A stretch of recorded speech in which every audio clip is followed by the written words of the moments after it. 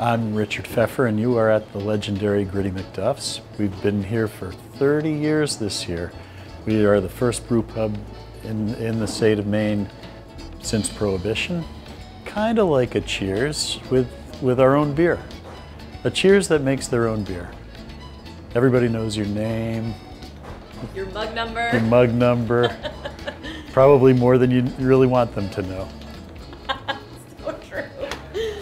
I remember when MEMIC started, we'd already been in business 5 years. You know, we were just a small business operating, trying to keep everything together. And I remember how expensive workers' comp was.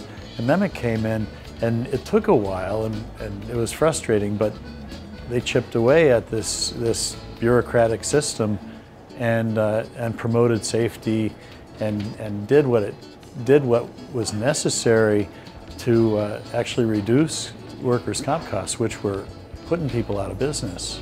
So I commend them for what they've done, and I think Mike's going to just carry the torch well.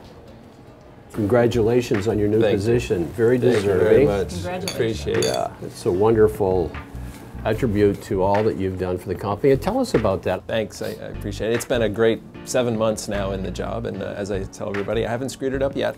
I'm certain I've made mistakes, but so far so good. It's a great organization, and you know, I've set up in a really wonderful way to come in and lead.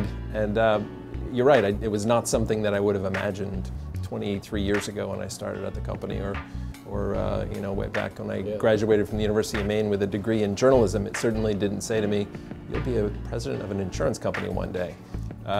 But life takes you interesting places and ways, and the connections you make along the way sort of lead certain places. And you know, I've been at the company for 23 years. I love its mission, what it does, what it's done for the state of Maine. I came in as a PR guy and had to learn the industry and learn in a way that I could teach others about it. There's another area that we recognize MEMIC for, and that is their giving to the community, their participation, their charitable giving. Talk about that. You know, we're hugely committed to the state of Maine. We were obviously formed to solve what was a really big problem in the state of Maine, workers' compensation, back in the early 90s.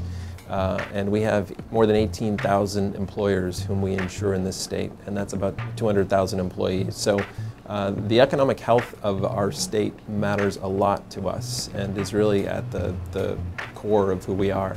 And so commitment to the community is all part of that. We're involved in many ways as volunteers. I think that's as important as the financial contributions that we make over the years. We had a record-breaking United Way campaign this year, so our employees really responding to that as well. We do a diverse set of things, as you would guess, with the 18,000 employer customers. They're interested in lots of different things, and we try to reflect that, and to reflect the fact that we've become a leading company in this state. I remember reading a few months ago that you had rolled out a new program at MEMIC where you were allowing employees to direct charitable contributions towards an organization of their choice. Right. Yeah, that was part of our 25th anniversary celebration. We're celebrating our 25th anniversary now. You know, there were times, temptations to give a bonus and do that, and we heard from employees that they love the idea of being able to be part of something in the community. And so we basically offered $100 to every employee to direct to an organization of their choice. We did that back at the beginning of the year, so it was around Christmas, sort of the time of giving. We found people gave to food pantries and to human services and healthcare, and a lot to pets. Really? Very much interested in animal welfare, our employees were. And so, yeah, that was another way to really sort of gauge where the interest of our employees is. And that was important to us. It's important to reflect them as well as our customers and agents and all the people who we do business with. Mike, Dana and I know you well. We've had the privilege of knowing you for many, many, many years, and you've spent most of your time in Maine. So we're curious if you could tell us a little bit just about yourself and also where you hope to see the state go in the future. Sure, happy to. I love Maine. Back here now for good. I was born in Greenville. Grew up in Greenville. Aroostook County. Yeah, I was born at Aroostook Charles County. A. Dean Memorial No Hospital. wonder I like you so much. Aroostook County, how can you go wrong? That's right. Delivered the Star Herald newspaper. Yes. Dana Connors used to be on the front page that's right. of it. Yeah, I hope that's I tipped you well. Yeah, okay. The state is very important to me. I went to Alaska when I first got out of college and then to Washington, D.C. for a little while, but I've made my way back each time and came back 23 years ago. I'm a dad. I have 17-year-old twins who are at Portland High School, so I'm very much interested in a future where they can enjoy the state and be able to afford to live here and where there's an economy for them. I actually have great hope for the state of Maine and feel like there's untapped promise that we continually uncover in bits and pieces, and we're finding more and more and creating some momentum here in Portland, I think in particular, but it's moving outside of Portland, it's moving into other communities and other parts of the state.